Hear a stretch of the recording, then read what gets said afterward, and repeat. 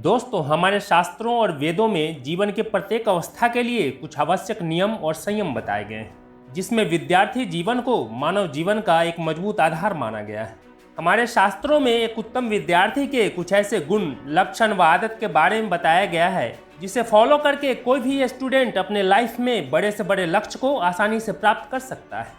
इन आदतों के बल पर ही एक छात्र बड़ी से बड़ी सफलता अर्जित करता है और वो आईएएस, आईपीएस बनता है, एक बड़ा डॉक्टर, इंजीनियर और साइंटिस्ट बनता है। संस्कृत के एक श्लोक के माध्यम से विद्यार्थी के उन 5 गुणों को बताया गया है, जो इस प्रकार है।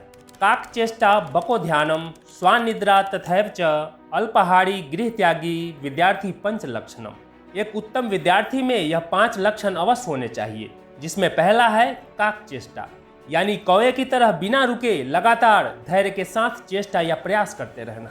आपने एक प्यासे कौवे की कहानी जरूर सुना होगा, जिसमें कौवा बहुत प्यासा होता है और पानी की खोज में रहता है। तभी उसे एक बगीचे में एक सुराही दिखाई देता है।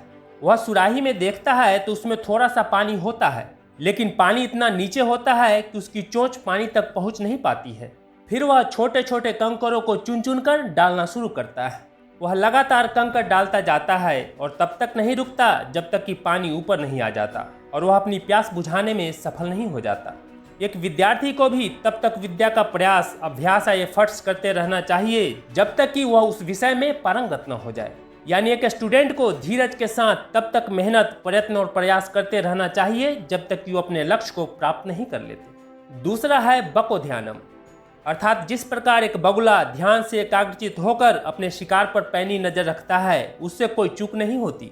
ये आदत तो एक विद्यार्थी में होने ही चाहिए, क्योंकि जब एक स्टूडेंट बिना डिस्ट्रैक्ट हुए पूरे कंसंट्रेशन के साथ स्टडी करता है, तभी वह उसे अच्छे से ग्रहण कर पाता है और तभी वह बेहतर रिजल्ट और परिणाम हासिल करता है। एक उत्तम विद्यार्थी का तीसरा लक्षण जो हमारे शास्त्रों में बताया गया है, वो है स्वान निद्रा, यानी एक कुत्ते की तरह झट से खुल जाने वाली नींद। एक डॉगी बहुत कम सोता है और थोड़ी सी आवाज़ या आहट होने पर वह तुरंत उठ जाता है। आज के परिप्रेक्ष्य में मैं देखता हूँ कि बहुत सारे छात्र 9 बजे 10 बजे तक सोते रहते हैं। आग लग जाए या वज्रपात हो जाए, उनके नींद में कोई व्यवधान नहीं होता। वो कुंभकर्ण की तरह सोए रहते हैं।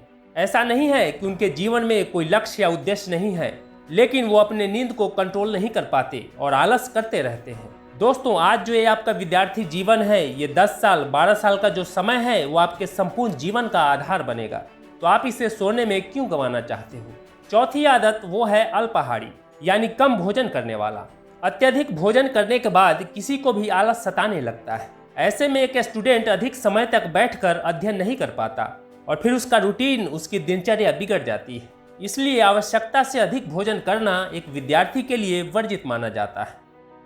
5वां गुण जो शास्त्रों में बताया गया है, वो है गृह त्यागी, यानी ऐशो आराम के भौतिक साधनों से दूर होना। पुराने जमाने में शिक्षा प्राप्त करने के लिए गुरुकुल की व्यवस्था थी, जहां प्रवेश पाने के बाद छात्र वहीं गुरुकुल में रहकर ही गुरु के मार्गदर्शन में विद्या ग्रहण किया करते थे। अपने माता पिता, गांव, समाज से सालों दूर रहकर अपनी शिक्षा पूर्ण कर पारंगत होकर ही घर वापस लौटते थे। अपने कंफर्ट जोन, ऐशो आराम और अपने भौतिक संसाधनों का त्याग करके ही एक स्टूडेंट अच्छी तरह अध्ययन कर अपने जीवन को श्रेष्ठ बनाता है और सफलता के शिखर तक पहुंचता है। दोस्तों, यदि आपको भी जीवन में कुछ बड़ा करना है, दुनिया में अपना और अपने माता पिता का नाम रोशन करना है, लाइफ में वाकई सक्सेस को अचीव करना है, तो इन 5 आदतों को आज से ही अपने जीवन में उतार लें।